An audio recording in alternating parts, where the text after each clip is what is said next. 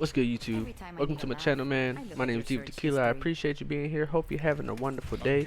Today we got some more of the Mauga action coming at you, man.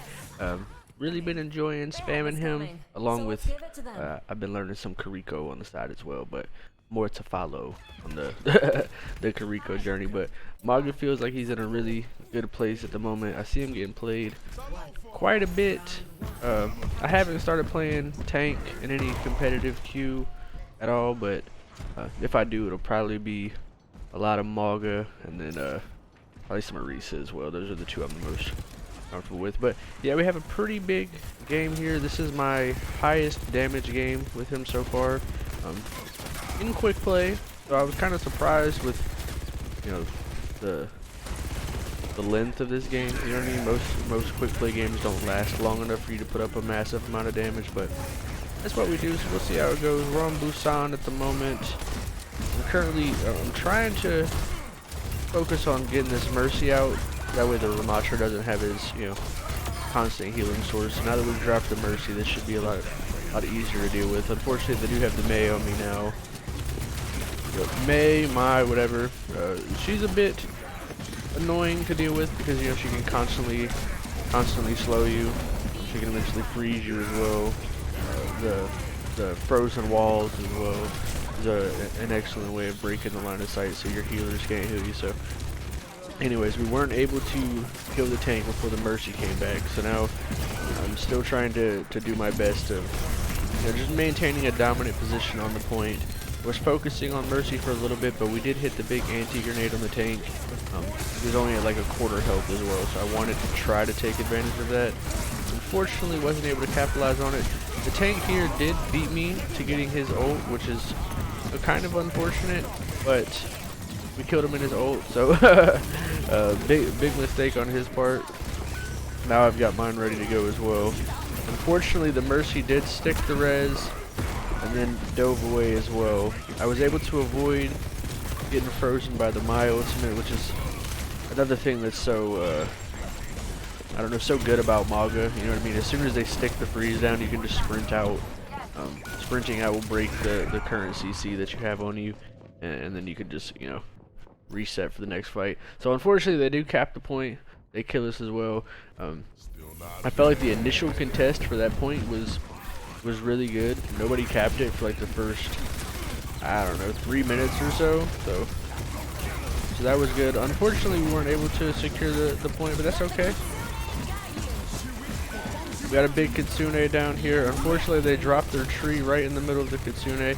I don't do as good of a job there as I would have liked. I eventually swapped targets to the Mercy, which is obviously what I need to be doing. I think I take out the Life Weaver as well, so we get both supports there, so that's good. Unfortunately, it just took me, you know, it took me using my ult to do it. I think I could have potentially got the Mercy before I ulted there. And then the Ramatra plays around their wall really effectively. I'm taking damage from up top as well. And then the Ramatra gets his second ult already. And I just used my first ult, so well played by him.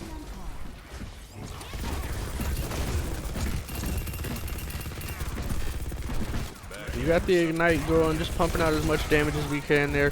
I recognize that as he's backing up into, you know, his team and into a little choke, they're gonna heal back up that damage. But the more damage I'm able to do, the faster I'm able to charge up my ult. I obviously did not mean to dive off the ledge there. That was rather unfortunate. So now I'm gonna try to do my best to make them follow me down onto the point. If I had stayed up there, I think we would have killed the Mercy. I think we could have taken the Ramatra out as well, but that's my mistake there.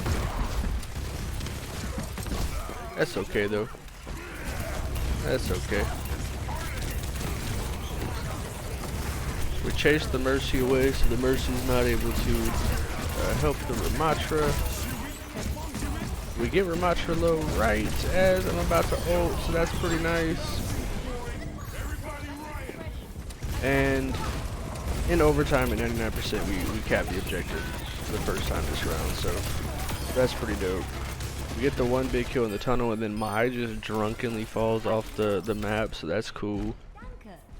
And now we've got to do our best to contest as long as we can. I hear the mercy res happening down there, so that's why I just go repeat the same angle to see if I can just pick off the Mai for the second time. We don't get it though. Maybe that's not a Mai. Yeah, it's a Mai. It's a Mai. I'm bugging.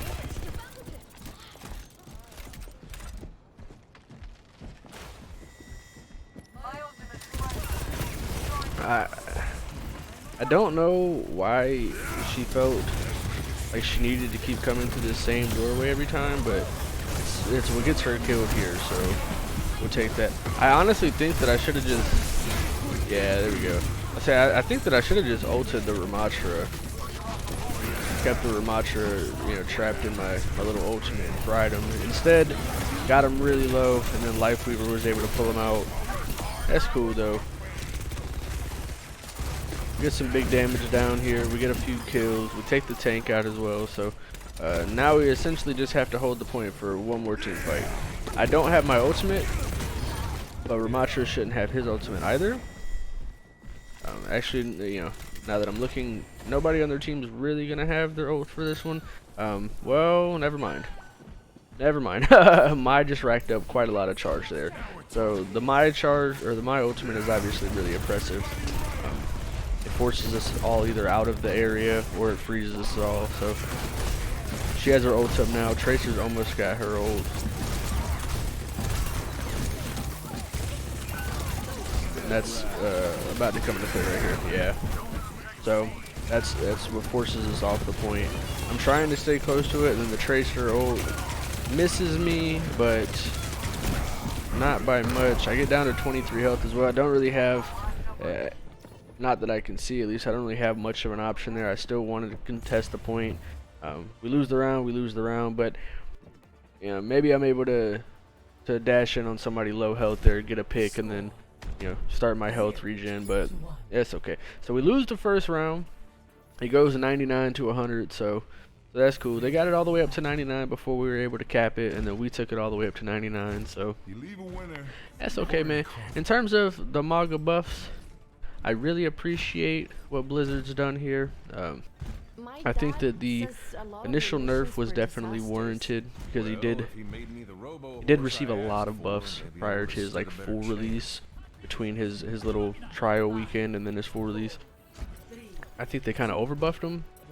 I think that the first set of nerfs they did was good to try to reel that back, but I do think that taking away how quickly he can get his ignite damage kind of reduced his efficacy a lot more than they wanted to, you know what I mean? So having the reduced base damage still, but then having the faster ignite damage, I think is a good little sweet spot, because he's able to do what's true to his kit without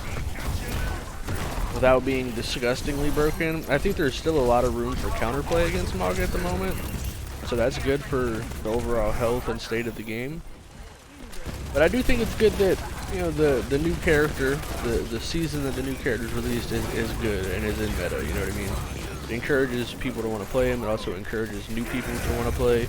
They see that the fresh content is actually worth getting into, and it's good for enticing returning players to play as well.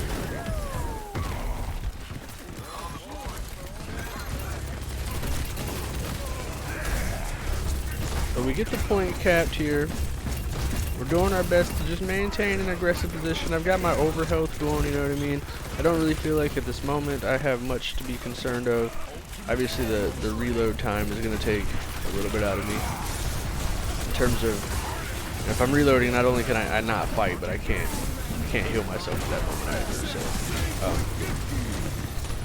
So looking back now, this might have been an overzealous ultimate. I don't know really if I'm going to be able to capitalize, and I'm not able to capitalize yet. So I don't think that I had a healer with me at that moment. My Moira died. They had their Moira ult going on. They had the Ramatra ult going on.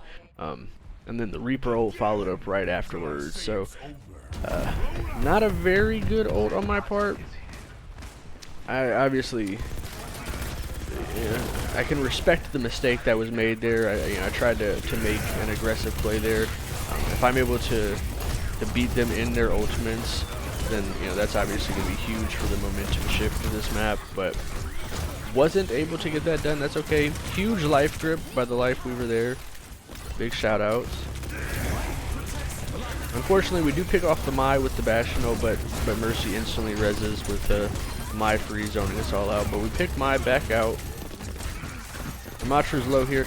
Normally I would just have focused on the healer the whole time, but I did see that we had a Discord orb on him, so I was trying to take advantage of that. Wasn't able to get the kill, but that's cool. In the chaos there, we were able to force the healer back out. We ended up getting the Ramatra. Now the Reaper's low, the Mercy's low. Oh buddy. Oh buddy. So I get life gripped out of my ultimate there, which feels kind of awkward. But we still get the Moira. Not sure. Yeah, the Mercy kind of jukes me a little bit. Unfortunate. Not able to take the Mercy out. This time, I recognize that if Ramatra just ulted, and the Mai ulted, the Moira ulted rather, right before that, and I ulted as well, I knew Reaper's ult was coming up soon. Thankfully, I did have my dash waiting for that to get out. Reaper ended up getting no kills. We got the point capped. We're holding an aggressive position. We've got all of us alive. Bastion's got his ult. Cassidy's getting ready to have his ult back up as well. So I feel like we're in a pretty good place at the moment. We get the Maya taken out pretty early. The only reason why I continued focusing him there with the Moira still damaging him is from that close of range. I don't think that a Moira can out-heal my damage. Because all I'm hitting is criticals, you know what I mean? I'm hitting 2 criticals and I've got 2 miniguns going at full fire rate. A single support is probably not going to be able to out-heal me there. So we win the second round pretty emphatically, 100 to 57. I think realistically though, if I hadn't ulted into both of their ults that first big team fight, they might not have taken the objective at all. I could have just, continued to poke on the far side of the objective and just bide time until my team gets back. But I mean, it's cool, man. It's cool. That's one of those things where you have to, excuse me, you got to test your limits. You know what I mean? You got to do some limit testing early on in the round, early on in the match, and especially as you're learning a new character, you have to really test your capabilities. You don't know, what you can't do until you try doing everything. You know what I mean? If I were in, comp queue, I don't want to be limited in what I can do. I want to be able to play the character to the max capabilities, you know what I mean? I was trying to damage the team from afar, but then obviously I saw the Zarya orb go up. So as soon as the Zarya orb goes up, unless she's in a position for me to secure the kill, I'm usually going to go ahead and try to stop doing the damage. We killed 2 people, they killed 3 people. I end up dashing out to try to create some space here. I think with the Pharah getting the kill on the Reaper there, I probably should have stayed there with the Pharah, because ultimately I pulled the Zarya away from the Pharah as well, so the Pharah wasn't able to help me with the Zarya. It's okay. I think if I was going to dash in the direction I dashed towards anyway, I should have headed towards that heal pack instead of trying to come around the corner. Because at least if I had grabbed the heal pack, it would have given me time to reload and get back in the fight. I immediately try to run past the Zarya here just to focus on the Mercy. I don't want to spend as much time, focusing the Zarya if I don't have to. You know what I mean? Especially because she continually is popping her orbs here. I'm trying to do my best to literally just dive past the tank every time. The only time I really want to focus on the tank is if she's either in a position to be killed or if I need to peel for my backline, you know what I mean? She drops her ult here. I recognize that shooting her in her orb here is not the best, but we had, I think, like 4 of us shooting at her right there. Yeah, I think we had like 4 of us shooting at her right there. And my thought there was, sorry, allergies fucking me up. I thought that, if I could either break the orb and all 4 people are shooting her at one time, or if I could have damaged the Reaper or whoever was with her there, then I could have been just healing myself as well. So it ended up working out anyway. We got the objective capped. We pretty much got a team kill. Not exactly, but close enough. Again, as soon as the Zarya orb goes up, I'm trying to shift my focus. Really trying to focus on the healers wherever I can. I think I do a good job of keeping the healers kind of in a defensive position, more or less. We pick off the Mercy early on in the ultimate. We get the Cassie as well. Ana's dead, and Zarya's dead as well. I think that my ult there was actually really good. I capped like, I had 4 people I think stuck in my ultimate. Getting the Mercy stuck in there as well was always really nice. You know, it like cancels all movement abilities and stuff. They can't really get out of it. I think like the big exceptions to getting out of Mauga's ultimate is Orisa can go in her golden form and fortify way out, and then Lifeweaver can life grab a teammate out as well. So, which they don't have either of them. So, say la vie. Still doing everything I can here to shift focus every time the orb goes up. This should be GG. We got 3 people killed. The Sombra hacks us, but that's just like a last minute Hail Mary hoping for the best situation. And yeah, we finished it out, man. So first round, you know, they took it all the way to 99. We recapped it, took it to 99. They ended up winning the first round anyway, so a bit unfortunate on that standpoint. But, you know, we ended up coming back, I would say, getting a pretty emphatic dub. Like I said, that was my highest damage game so far with Mauga. Let's look real quick and see what we did. I'll pull up the screenshot for you right now. Ein moment. It's a yeah, so I had 36 eliminations, 15 assists, only 5 deaths, with a big 21,000 damage in quick play as well. You know, most quick play games don't go like the full 15 minutes. You don't have all 3 rounds getting contested to 99 for both teams. So really took advantage of that there. You can see that their tank also had a big amount of damage, but had slightly less damage, had significantly less eliminations and more deaths as well. So I feel like we played that really well. I also didn't realize that our DPS had swapped to a, like, you know, our DPS quit, and then we got the Pharaoh joined in late. So anyway, whatever, man.